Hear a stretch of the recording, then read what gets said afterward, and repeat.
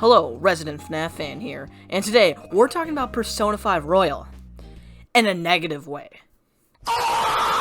Now, please understand that I do enjoy Persona 5 Royal very much. In fact, I think it's better than Persona 5 Vanilla. The improvements in Royal are overall fantastic. The Baton Pass changes adds more depth and strategy to the battles. Kichijoji is a great location with plenty of interesting locations like the Jazz Gin and the temple. Oh, and don't get me started with the new Confidant. Oh! If I speak, I am in big trouble. In big trouble. And I don't want to be in big trouble. But Persona 5 Royal becomes way easier because of these changes. Baton passes can be easily abused, and fusion is insanely broken in Royal. Now, P5 Vanilla was not a very hard game, but it was way less cheesable. You could break Persona 5 Vanilla, but these breakings required a lot more skill and actual thought to it, rather than, I don't know, just Google search how to fuse Black Frost, and boom, there you go, you win the game. Now, Royal does add more options to the game, but these options can be easily abused. So, the point of this video is that Atlus should port Persona 3 to PC and add, the Persona 3 portable gameplay into the original Persona 3 FPS. You know what I mean? Tell them to bring me my money. Yeah! Okay, no memes. I just wished Atlus did a better job balancing these new features. Please, Atlus. Please!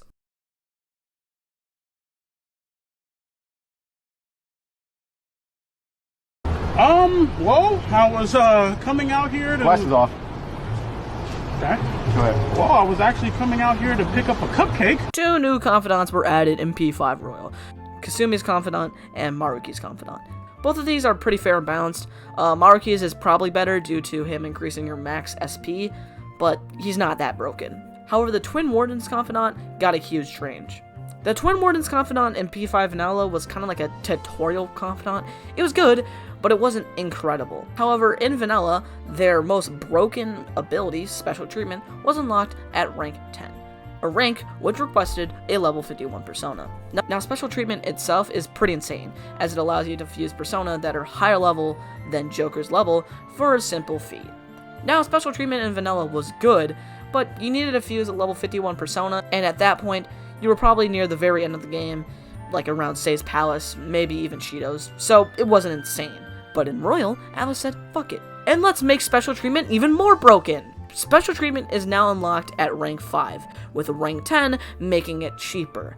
So, I was able to get Black Frost, a level 70 Persona, before the 5th dungeon!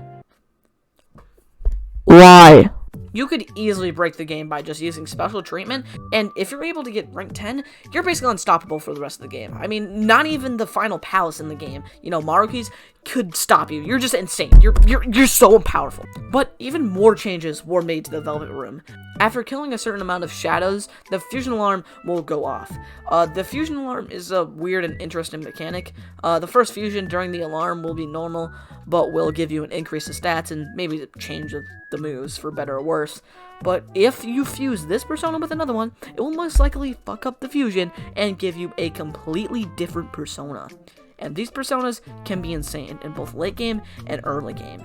They're basically all random. You can get some wacky Personas from this. And not only that, but you can make their movesets either extremely broken and overpowered, or a clickbait thumbnail. Now, how would you balance these mechanics? Well, I would make Special Treatment rank 10 again, and keep the Fusion Alarm. Fusion Alarm is broken, but it's a funny type of broken. It's very risky and luck-based, which is kind of dumb, but it's really funny. But Special Treatment is just a stupid broken that rewards extreme amounts of grinding and mementos, and God knows, we don't need any more mementos. But Atlus wasn't done there. Oh, no. This is Ryuji, the pussy smashing legend. I already made a whole video on this guy, but this is about his Confidant abilities and not his character. In Persona 5 Vanilla, his rank 7 skill was insta-kill. However, this ability was ass. How it worked was that if you were able to ambush an enemy that was weaker than you, you would then kill it and get the Persona.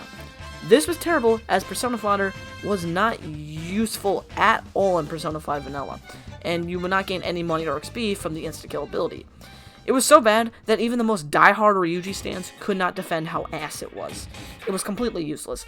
Some people even went as far as to just not continue as Confidant. So Atlas looked at it and said, fuck it, and buffed the ever-living shit out of it. In Royal, you still unlock it at rank 7, but this time, it's so much better.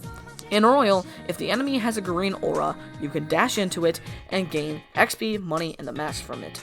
Now, green aura enemies are pretty much never in palaces, so just forget about that. But in Mementos, they're everywhere.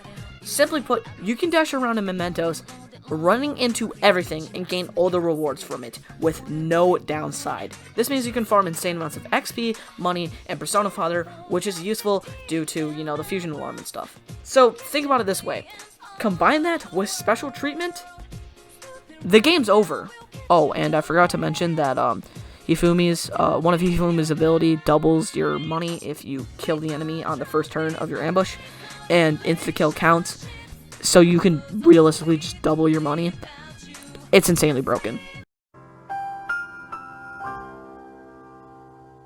So to, balance insta-kill and all this, I would say just completely remove it with something more balanced and more fun. Maybe like Ryuji chucks his bat at an enemy which instantly kills it. Oh, wait a minute. So Persona 5 Royal added a whole new location called Kichijoji. This location features many new locations, like the temple, except you worship God and gain SP instead of HP. The Jazz Gym features some banger music, and the darts and billiards area. And the darts and billiards area is a pretty fun way to rank up your baton pass, which can be easily abused, but we'll get into that later. First, the Jazz Gym, which can easily be abused from front to back. The basic idea is that you can invite your friends to the club. Depending on the day, your characters will drink different drinks. For example, on Tuesdays, they serve the Power Fizz drink, which will buff your strength, endurance, and luck, which can be insanely broken, and you can easily break, Ryuji using this.